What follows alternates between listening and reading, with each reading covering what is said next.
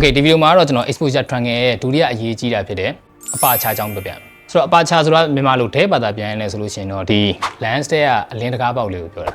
သူကကင်မရာနဲ့မဆိုင်မဲ့နဲ့ဒီ lens မှာရှိတဲ့အလင်းတကားပေါက်ကိုပဲရည်ညွှန်းတာဆိုတော့အလင်းတကားပေါက်ဆိုတော့ကျွန်တော်တို့ကဘာနဲ့တူလဲဆိုတော့အပြင်မှာမြင်နေတဲ့တကားပေါက်တွေအတိုင်းပဲဆိုတော့ကျွန်တော်တို့ကတကယ်လို့ကိုယ်အိမ်မှာရှိတဲ့ပတင်းပေါက်ကိုပပလေးပဲဖွင့်နေဆိုလို့ရှိရင်ကိုယ်အိမ်ထဲကိုအလင်းကနည်းနည်းလေးပဲရောက်လာလိမ့်မယ်တကယ်လို့မဟုတ်ဘဲနဲ့ကိုကပတင်းပေါက်ကိုအစားဆုံးဖွင့်ချလိုက်တယ်ဆိုလို့ရှိရင်တော့အလင်းတွေအများကြီးရောက်လာတယ်ဆိုတော့အပါချာမှာလည်းအဲ့ဒီဘော်တွေအတိုင်းပဲကျွန်တော်တို့ကဒီလိုမျိုး lens တွေထဲမှာရှိတဲ့အပါချာကိုကောက်ပြီးတော့ဖွင့်ချလိုက်မယ်ဆိုလို့ရှိရင်ကျွန်တော်တို့အလင်းတွေကအများကြီးရောက်ရှိလာနိုင်တယ်ဒါမှမဟုတ်ဘဲနဲ့ကျွန်တော်တို့ကအလင်းတကားပေါက်ကိုပပလေးပဲတိတိလေးပဲထားမယ်ဆိုလို့ရှိရင်တော့အဲ့ဒီကနေပြီးတော့အလင်းတွေကတော့နည်းနည်းလေးပဲရောက်လာမှာ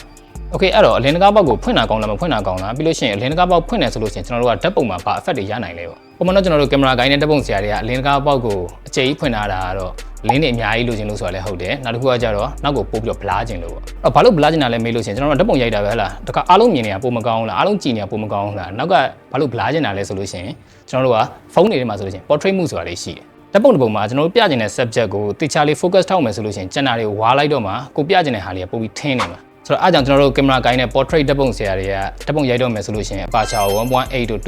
တို့ 2.2 တို့အဲ့လောက်ထိကိုပဲလုံးဝအလင်းတကားပေါက်ကိုဖွင့်ပြီးတော့အကျယ်ကြီးဖွင့်ပြီးတော့ရိုက်ကြတယ်နောက်ကို blurry effect လေးရအောင်လို့နောက်တစ်ခုကောင်းတာကကျွန်တော် TikTok မှာတစ်ခါပြောဘူးလေ 4K effect ပေါ့နော်ဆိုတော့ကျွန်တော်တို့ကအပါချာကို22တို့ဘာလို့မျိုး f22 လို့မျိုးထားပြီးရိုက်မယ်ဆိုလို့ရှိရင်တော့နောက်ကလည်းအားလုံးကဝါမှာမဟုတ်ဘူးအဲ့ကကြလို့ရှိရင် 4K ကလည်းရမှာမဟုတ်တော့4K ကဓာတ်ပုံတစ်ပုံတော့အရေးကြီးလားဆိုလို့ရှိရင်တော့ကျွန်တော်အဲ့ဗီဒီယိုမှာပြောလို့မျိုးပဲအရေးကြီးရတော့ကြီးတယ်ဒါပေမဲ့ तू ကအများကြီးတည်းတစ်ခုပဲဆိုတော့ကိုကဓာတ်ပုံတွေမှာ 4K လေးထားနေကြိုက်တယ်ဆိုလို့ရှိရင်တော့ကျွန်တော်ကတော့ညဘက်ရိုက်ဖို့အကြံပေးတယ်အဲ့ဒါမှကျွန်တော်တို့ကနောက်က lighting မီးလုံးလေးတွေကကျွန်တော်တို့အပါချာ 1.8 လောက်ကောက်ပြီးတော့ထားမယ်ဒါ 1.4 လောက်ထားမယ်ဆိုလို့ရှိရင်နောက်ကအဲ့လို 4K effect လေးတွေရလိမ့်မယ် Okay ဒီလောက်ဆိုလို့ရှိရင်တော့ကျွန်တော်အပါချာရဲ့အလုပ်လုပ်ပုံနဲ့အပါချာကြောင်းနည်းလေးသိပါရလို့ထင်တယ်နောက်တစ်ခုထပ်တော့ ISO ပေါ့